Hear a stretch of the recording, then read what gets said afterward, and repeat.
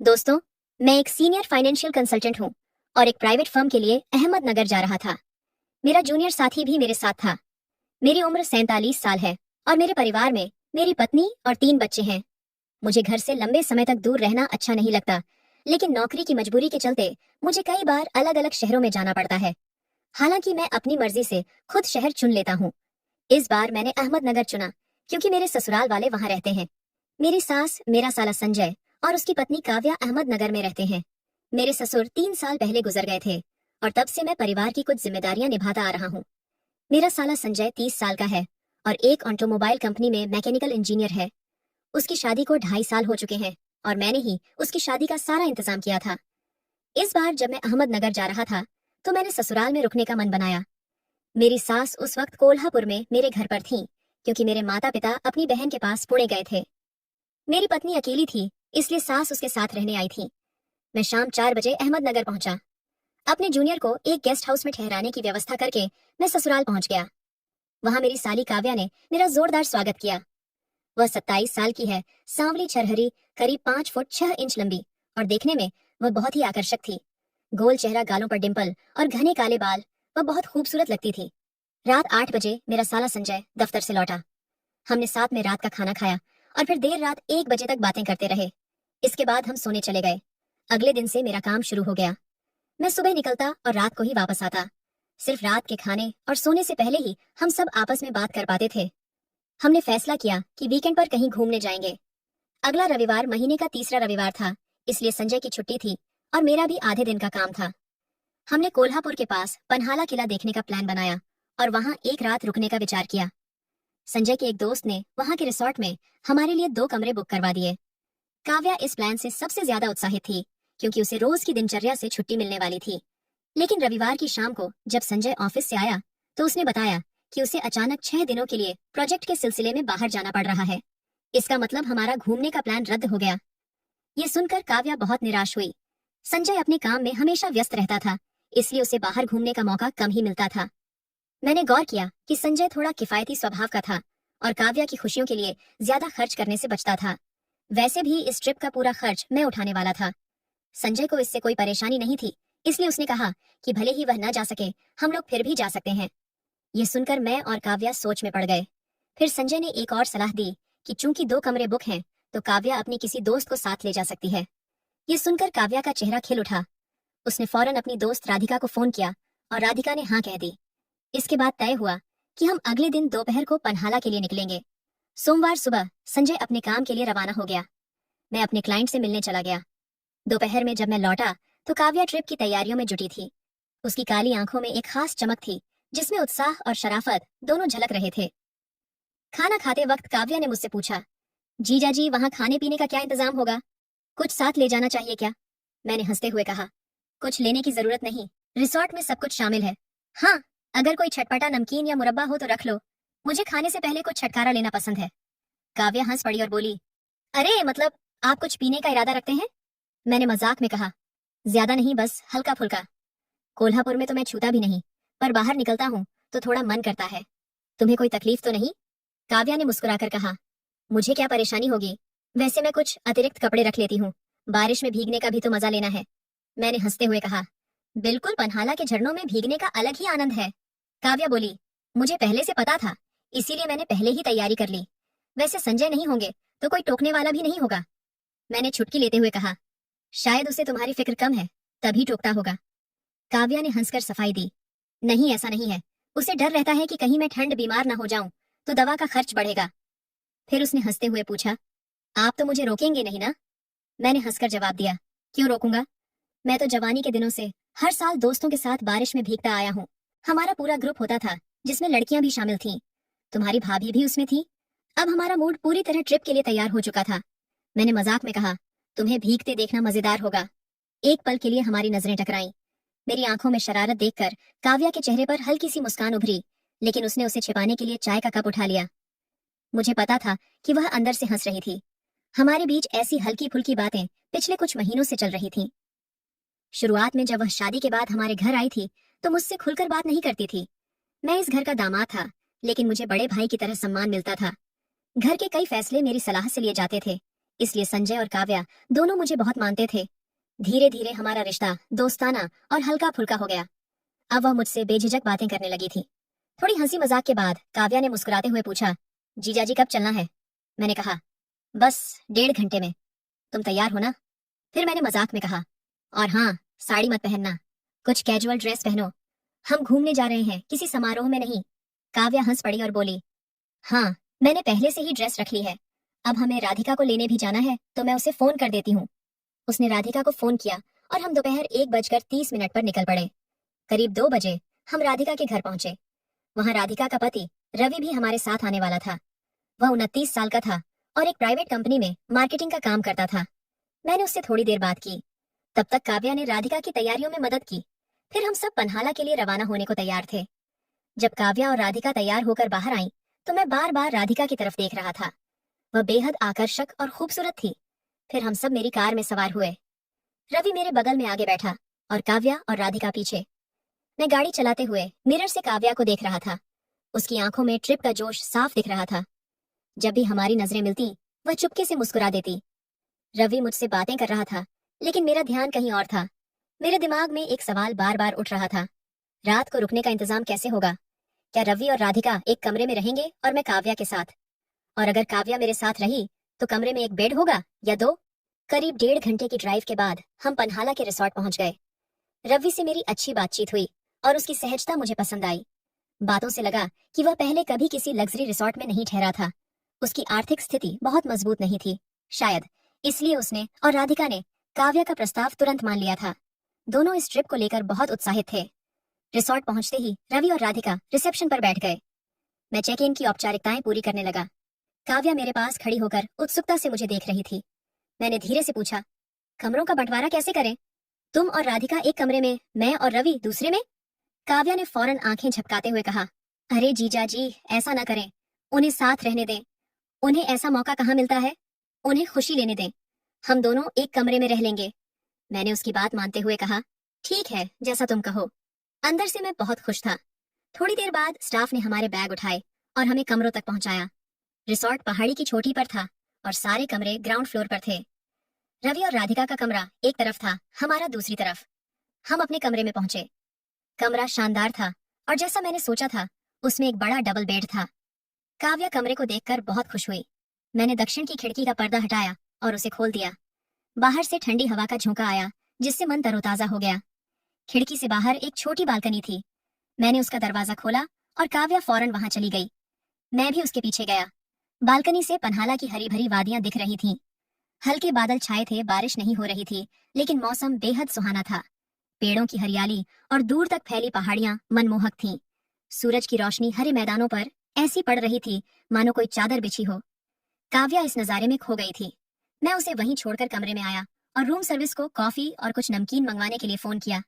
फिर मैंने अपने बैग से कपड़े निकाले और फ्रेश होने बाथरूम चला गया। बाहर निकलकर देखा कि काव्या भी कमरे में वापस आ गई थी। मैंने पूछा, अब क्या करें?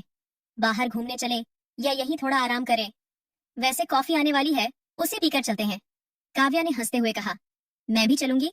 अकेले यहाँ क्या करूंगी? रुकिए, मैं रवि और राधिका से पूछ कर आती हूँ। वह दरवाजे की ओर बढ़ी तो मैंने उसे फोन की तरफ इशारा किया। काव्या हंस पड़ी और अपने माथे पर हाथ मारते हुए फोन उठाया। उसने राधिका के कमरे में कॉल की। थोड़ी बातचीत के बाद उसने मेरी तरफ देखकर हंसते हुए कहा, वे दोनों कमरे में ही रुक रहे हैं, कोई फिल्म देख रहे हैं। हम दोनों एक दूसरे को देखकर मुस्कुरा दिए। तभी दरवाजे पर खटखट हुई। मैंने खोला तो स्टाफ कॉफी लेकर आया था। हम बैठकर कॉफी पीने लगे और बातें करने लगे। कॉफी पीते हुए मैंने काव्या से कहा, तैयार हो जाओ। उसने जोश में पूछा, जीजा जी, मैं कुछ स्टाइलिश कपड़े पहन लूं तो आपको बुरा तो नहीं लगेगा? मैंने हंसते हुए कहा, अरे जो मन हो पहनो, मुझे क्या दिक्कत, बस तुम्हें सहज लगे इतना ही। काव्या ने शरारती अंदाज में मुस्कुराते हुए कहा, तो फिर आप बालकनी में जाइए, मैं कपड़े बदल लूं। मैं चुपचाप बालकनी में चला गया और दरवाजा बंद कर दिया। एक पल को सोचा कि कहीं दरवाजे में कोई झरोखा तो नहीं, लेकिन फिर वह ख्याल हटा दिया। थोड़ी देर बाद काव्या ने आवाज दी, आ जाइए। मैं अंदर गया और उसे देखकर एक पल को रुक सा गया। उसने ग्रे लेगिंग्स और रवि कुर्ती पहनी थी। पहले मैंने उसे ज्यादातर पारंपरिक कपड़ों में ही देखा था। ये नया लुक उसके ऊपर बहुत जंच रहा था। काव्या ने उत्साह से पूछा, कैसी लग रही हूँ? ये कपड़े कॉलेज के दिनों के हैं, बहुत वक्त बाद पहने हैं। बदल लूं क्या? मैंने हंसकर कहा, नहीं, ये तो तुम पर कमाल लग रहे हैं, काव्या ने मुस्कुराते हुए कहा। लेकिन संजय को ये पसंद नहीं। उनका कहना है कि शादीशुदा औरतें ऐसे कपड़े नहीं पहनती। मैंने हंसते हुए जवाब दिया, उससे क्या पता, ढेर सारी शादीशुदा औरतें ऐसे कपड़े पहनती हैं। और ट्रिप पर ऐसे न पहनेंगी तो कब पहनेंगी? काव्या ने शरारत से आंख मटकाई और बोली, तो जब मैं साड़ी पहनती हूँ तब बुजुर्ग लगती हूँ क्या? मैंने फौरन कहा, नहीं नहीं, मैं तो आम बात कर रहा था, तुम्हारी नहीं। चलो अब निकलते हैं। हम कमरे से बाहर आए और पन्हाला किले के आसपास घूमने लगे। मौसम बहुत अच्छा था। हल्की फुहारें पड़ रही थीं, लेकिन भारी बारिश नहीं थी। जब हम किले के पिछले हिस्से में पहुंचे तो काव्या ने जोश में कहा, जीजा जी, यहाँ से नीचे एक झरना है, चले क्या? बस 20 मिनट लगेंगे और अंधेरा होने से पहले लौट आएंगे। मैंने सहमति दी, चलो ठीक है। हम एक टेढ़ी मेढ़ी पगडंडी से नीचे उतरने लगे। रास्ते में हल्की झाड़ियां थीं, घना जंगल नहीं था, लेकिन रास्ता आसान भी नहीं था। दूर एक गांव की झलक दिख रही थी। हम सावधानी से नीचे बढ़ रहे थे। रास्ते में छोटे छोटे पानी के गड्ढे आए, जिन्हें पार करते हुए हम आगे बढ़े। बारिश से जमीन गीली और चिकनी थी, इसलिए हमें संभल कर चलना पड़ रहा था। मुझे पहाड़ी रास्तों पर चलने का तजुर्बा था, तो मुझे कोई दिक्कत नहीं हुई। काव्या मेरे आगे चल रही थी। लेगिंग्स की वजह से वह आसानी से चल रही थी और उसे देखना मुझे अच्छा लग रहा था। तभी एक जगह उसका पैर फिसला और वह गिरने लगी। मैं फौरन आगे बढ़ा और उसे थाम लिया। उसे खड़ा करते हुए मैंने पहली बार उसे छुआ। उसके हाथ बहुत नरम लगे और उसके शरीर से एक हल्की सी खुशबू आई। गिर ही जाती तुम, मैंने मजाक में कहा। काव्या ने खुद को संभालते हुए जवाब दिया, हाँ जीजा जी, रास्ता थोड़ा चिकना है। अब हम झरने के करीब पहुंच गए हैं, बस थोड़ा और आगे। वह जोश में बोली। आगे एक छोटा सा गड्ढा आया, ज्यादा गहरा नहीं था, लेकिन उसमें कीचड़ था। मैंने काव्या को रुकने को कहा और खुद आगे बढ़ा। फिर उसे बोला, मेरा हाथ पकड़ो, यहाँ फिसलन ज्यादा है, कहीं फिर न गिर जाओ। उसने मेरा हाथ थाम लिया। काव्या के हाथ उसकी कद काठी के मुताबिक थोड़े बड़े थे, उंगलियां पतली और मुलायम। उसे जोर से पकड़ने की जरूरत नहीं पड़ी, क्योंकि उसने खुद मेरा हाथ कसकर पकड़ लिया। एक जगह जमीन बहुत फिसलन भरी थी। उसने दूसरा हाथ मेरे कंधे पर रखा और खुद को संभाला। गड्ढा पार करने के बाद उसने कंधे से हाथ हटा लिया, लेकिन मेरा हाथ नहीं छोड़ा।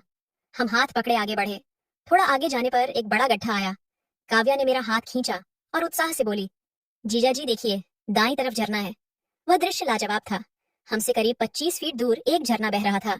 उसकी ऊंचाई शायद 60 फीट रही होगी। पानी नीचे गिरते ही फेन बन रहा था और तेज शोर के साथ उछल रहा था। एक पतली सी पगडंडी हमें झरने के पास ले गई। जैसे ही हम करीब पहुंचे, झरने की बूंदें हवा में उड़कर हम पर पड़ने लगीं।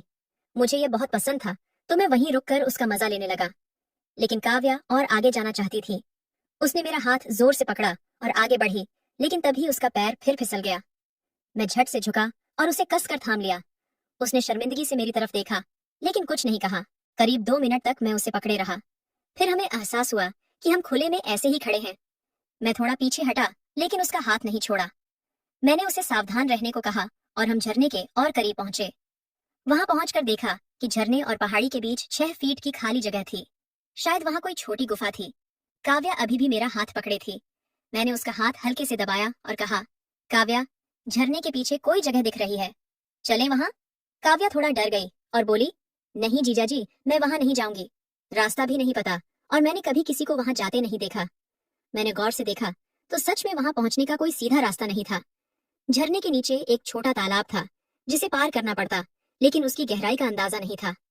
लेकिन मेरे अंदर का जोश जाग गया। मैंने सोचा, अगर कोई नहीं गया तो मैं जाऊंगा। मुझे रोमांच पसंद था। साथ ही अगर मैं ऐसा करता तो काव्या मुझसे प्रभावित हो सकती थी। मैंने वहां जाने का फैसला कर लिया। मैंने काव्या का हाथ छोड़ा और कहा, मैं देखता हूं कि वहां पहुंचा जा सकता है या नहीं।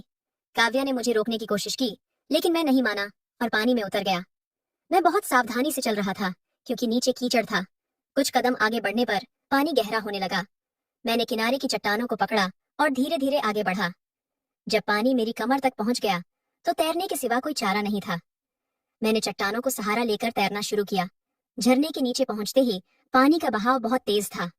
अगर मैंने चट्टान मजबूती से न पकड़ी होती तो बह जाता, लेकिन मैंने हिम्मत रखी और आगे बढ़ता गया। आखिरकार मैं झरने को पार करके दूसरी तरफ पहुंच गया। जैसा मैंने अनुमान लगाया था, वहां एक छोटी गुफा जैसी जगह थी। वह करीब 8 फीट लंबी और 4 फीट चौड़ी थी। नीचे एक छपट्टी चट्टान थी, जिस पर बैठा जा सकता था। मैं वहां खड़ा होकर उस नजारे का लुत्फ उठाने लगा। काव्या दूसरी तरफ खड़ी थी। मैंने विजयी अंदाज में उसकी ओर देखा। वह हैरानी से मुझे देख रही थी। उसके चेहरे पर आश्चर्य देखकर मुझे बहुत संतुष्टि हुई। मैंने जोर से कहा, क्या तुम भी आ रही हो? काव्या ने डरते हुए कहा, नहीं नहीं, मुझे डर लग रहा है। कैसा डर? मैं तो आ गया ना, मैंने हंसते हुए कहा। काव्या ने घबराते हुए जवाब दिया, जीजा जी आप तो तैरने में माहिर हैं, मुझे तैरना नहीं आता। उसकी बात सुनकर मैं जोर से हंसा। फिर मैं वहां कुछ देर खड़ा रहा और झरने की फुहारों का मजा लिया। थोड़ी देर बाद मैं वापस लौटने लगा। रास्ता पहले देख चुका था तो मुझे ज्यादा परेशानी नहीं हुई। सावधानी से मैं वापस आ गया। काव्या मुझे देखकर दंग रह गई। उसने उत्सुकता से पूछा, जीजा जी आपने तो गजब कर दिया, मैंने आज तक किसी को वहां जाते नहीं देखा। वहां कैसा लगा? मैंने मुस्कुराकर कहा, बहुत अच्छा लगा, खासकर पानी की बूंदों को महसूस करना। अंदर से वह जगह किसी जादुई गुफा जैसी थी। काव्या ने जोश में कहा, सच में? काश मैं भी जा पाती तो कितना मजा आता। मैंने कहा, तो चलो ना मैं तुम्हारे साथ हूँ, तुम्हें थोड़ा बहुत तैरना तो आता ही होगा। काव्या ने चिंता से कहा, मुझे तैरना आता था लेकिन सालों हो गए, अब डर लगता है कि कहीं डूब ना जाऊं। मैंने उसे समझाया। पहले उसने मना किया लेकिन मेरे जोर देने पर वह मान गई। मुझे खुशी हुई क्योंकि इससे मुझे उसे और करीब से जानने का मौका मिल रहा था। मैं फिर से पानी में उतरा और उसे इशारा किया। काव्या धीरे धीरे पानी में आई। शायद ठंड या डर से उसका शरीर कांप रहा था। वह किनारे की चट्टानों को पकड़कर आगे बढ़ी। मैंने अपना हाथ बढ़ाया और उसने चट्टान छोड़कर मेरा हाथ जोर से पकड़ लिया। मैंने उसे पानी में हल्का खेलने दिया ताकि उसका डर कम हो। एक हाथ से उसे सही संतुलन नहीं मिल रहा था तो मैंने उसे अपने कंधे पर हाथ रखने को कहा। ऐसा करते ही वह मेरे बहुत करीब आ गई। फिर मैंने उसका हाथ छोड़कर अपनी बांह उसकी कमर पर रख दी। हाथ छूटते ही उसने मुझे कसकर पकड़ लिया। मैंने उसे मजबूती से थामा और पानी में आगे बढ़ने लगा। काव्या का वजन संभालना मुश्किल था लेकिन मैंने पूरी कोशिश की। फिर भी यह आसान नहीं था। मैंने उसे पास की चट्टान पकड़ने को कहा और खुद उसके कंधे को सहारा दिया। मैंने फिर उसकी कमर पकड़ी और धीरे धीरे आगे बढ़ा। इस दौरान न उसने कुछ कहा न मैंने। हम आधे रास्ते तक पहुंच गए थे। आगे पानी गहरा था लेकिन काव्या का डर अब कम हो गया था। उसका चेहरा शांत लग रहा था। झरने की फुहारों में वह पानी के साथ खेलने लगी। अब वह मुझसे खुलकर बातें करने लगी थी और मजाक भी कर रही थी। उसकी यह नजदीकी मुझे बेचैन कर रही थी। मैं चाहता था कि यह पल और यादगार बने। मैंने कहा, चलो अब पूरा पार करते हैं। काव्या ने मुस्कुराकर कहा, आपके साथ होने से ही हिम्मत कर रही हूँ, वरना कभी ना आती। मुझे छोड़ना मत। मैंने कहा, कभी नहीं, तुम्हें मजबूती से पकड़ूंगा। फिर मैंने सुझाव दिया, ऐसा करो मेरी पीठ पर बैठ जाओ, मैं तैर कर तुम्हें पार ले जाऊंगा। ये कहकर मैंने उसका हाथ पकड़ लिया। पहले उसने हिचकिचाहट दिखाई लेकिन फिर मान गई। मैंने उसे अपनी पीठ पर बिठाया। उसने मेरे कंधों को कसकर पकड़ा और अपनी बाहों से मेरी गर्दन थाम ली। मैं गहरे पानी में तैरने लगा। काव्या को डर लगा और उसने मुझे और जोर से पकड़ लिया। उसने अपने पैर मेरी कमर के चारों ओर लपेट लिए ताकि संतुलन बना रहे। अब वह निश्चिंत थी लेकिन मेरी जिम्मेदारी बढ़ गई थी। मैं उसे लेकर धीरे धीरे आगे बढ़ रहा था। वह इतनी करीब थी कि उसका सिर मेरे सिर से सट गया था। उसका गाल मेरे गाल को छू रहा था। मैंने उसे हौसला देने के लिए अपना चेहरा उसकी तरफ घुमाया और हंसते हुए कहा, काव्या मजा आ रहा है ना, मेरे कंधों पर आराम से बैठी हो। काव्या हंस पड़ी और बोली, जीजा जी आप बहुत भले हैं। इतना कहकर उसने अचानक मेरा गाल पकड़कर हल्के से चिकोटी काट ली। मैं एक पल को चौंक गया। उसका यह शरारतीपन मुझे बहुत पसंद आया। मैंने अपना चेहरा थोड़ा और उसकी तरफ घुमाया ताकि उसका गाल और करीब महसूस हो, लेकिन उसने फिर से मेरे गाल पर चिकोटी काट दी। जवाब में मैंने भी हल्के से अपना गाल उसके गाल से रगड़ दिया। वह हंस पड़ी और फिर हम झरने के पीछे पहुंच गए। झरने के पीछे की चट्टान पर पहुंचते ही काव्या मेरी पीठ से उतरी और पत्थर पर बैठ गई। मैं भी उसके पास बैठ गया और गहरी सांसें लेने लगा। हम इतने करीब थे कि हमारे कंधे आपस में छू रहे थे, लेकिन काव्या उस खूबसूरत नजारे में खोई थी। शायद इसलिए उसे हमारी नजदीकी का एहसास नहीं हुआ। मैं यह दृश्य पहले देख चुका था तो मेरा ध्यान उस पर नहीं था। मेरी नजरें काव्या पर टिकी थीं। उसका चेहरा गीला था और उसके भूरे बाल चेहरे पर बिखरे हुए थे। वह इस पल में और भी सुंदर लग रही थी। मैं उसे एकटक देखने लगा। शायद उसने मेरी नजरों का ताप महसूस किया क्योंकि उसने धीरे से मेरा चेहरा अपनी ओर घुमाया। उसकी आंखों में मेरे लिए सम्मान, आत्मीयता और शायद हल्का सा आकर्षण भी था। हमारी नजरें मिली तो वह हल्के से मुस्कुराई। मैं भी उसे देखता रहा। करीब 2 मिनट तक हम एक दूसरे को देखते रहे। फिर वह शर्मा गई और नजरें झुका लीं। हम कुछ देर तक पास पास बैठे रहे। दोनों अपनी अपनी ख्यालों में डूबे थे। मैं सोच रहा था कि काव्या अब मुझसे बहुत खुल गई है। हमें यह एकांत मिला है। क्या मुझे अब कोई कदम आगे बढ़ाना चाहिए? कल रात कमरे में भी जब हम अकेले थे तो मेरे मन में कुछ करने का विचार आया था। अब उसकी यह करीबी मुझे बेचैन कर रही थी।